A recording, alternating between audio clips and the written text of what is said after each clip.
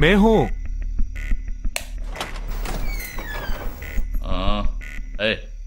कौन है तुम?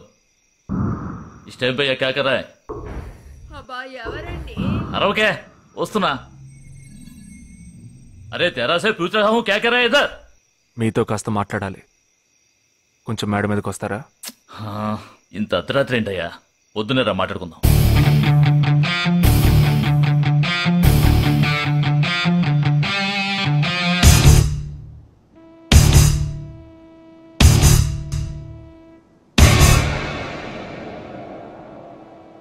నువ్వు తప్పించిన వాడు ఇప్పుడు మా ఇంట్లోనే గెస్ట్గా ఉన్నాడు. సారీ, నేనెవరో చెప్పలేదు కదా. నా పేరు జగదీష్, ఇండియన్ ఆర్మీ.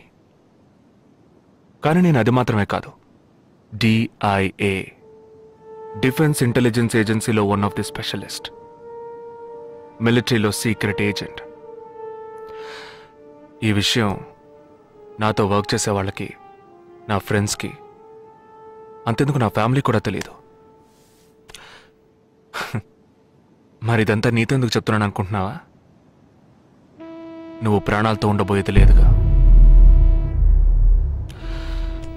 మేము క్యాంపులో ఉండేటప్పుడు ఆ దేశం వాళ్ళు మమ్మల్ని కాల్చడం, మేం తిరిగి వాళ్ళని కాల్చడం అప్పుడప్పుడు జరుగుతూ ఉంటుంది. ఒకరోజు మా క్యాంప్లో రవి అనే ఒక అతను, అతనిది మన రాష్ట్రమే, సడన్గా అదృశ్యమయ్యాడు. 7 రోజులు ఎంత వెతికినా దొరకలేదు. 8వ రోజు దొరికాడు.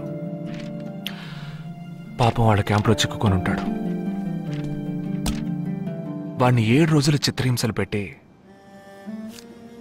వాడి కళ్ళు 2 పీకేసి ఈ బియర్ బాటిల్ ఉందే, బియర్ బాటిల్, దాన్ని కింద నుంచి లోపలికి మొత్తం లోపలికి తోసేసి పగలు కొట్టేశారు. మేమే వాళ్ళ ఇంటికి వెళ్ళి ఆ బాడీని అప్పగించొచ్చాం. తల్లి గుండెలు బాదుకుంటోంది, తండ్రి ఏడుస్తున్నాడు, అక్క చెల్లెళ్ళు కన్నీళ్లు కారుస్తున్నారు. 14వ రోజు వాడి తమ్ముడు వచ్చాడు రా మిలిటరీకి. ఇక్కడ మీరంతా సంతోషంగా బతకాలనే కదరా అక్కడ రోజు మేము చస్తున్నాం.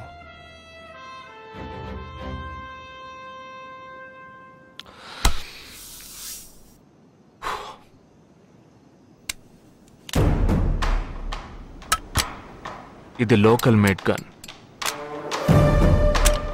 ఇది నా గన్. నేను నిన్ను కాలిస్తే ఎందుకు కాల్చానో వివరణ ఇవ్వాల్సి ఉంటుంది. నువ్వు చచ్చి శవమైనా నీ కుటుంబం నీ మొహాన్ని ఉమ్మేస్తుంది. నీ పిల్లలు సిగ్నల్ దగ్గర ముష్టెత్తుకుంటారు. నీ పెళ్ళాం రాత్రుల్లో రోడ్డు పక్కన నుంచొని చేతులూపి పిలుస్తూ ఉంటుంది.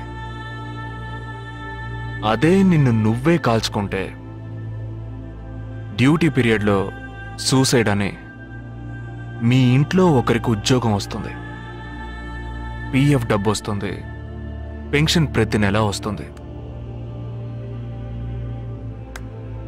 నిర్ణయం నీకే వదిలిపెడుతున్నాను.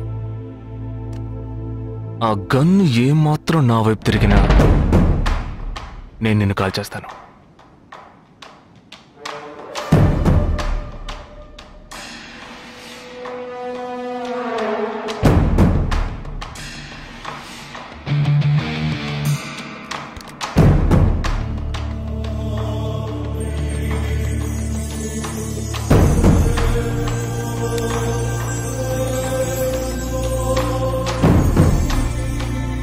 పెద్ద ప్రమాదంలో అడుగు పెట్టావు.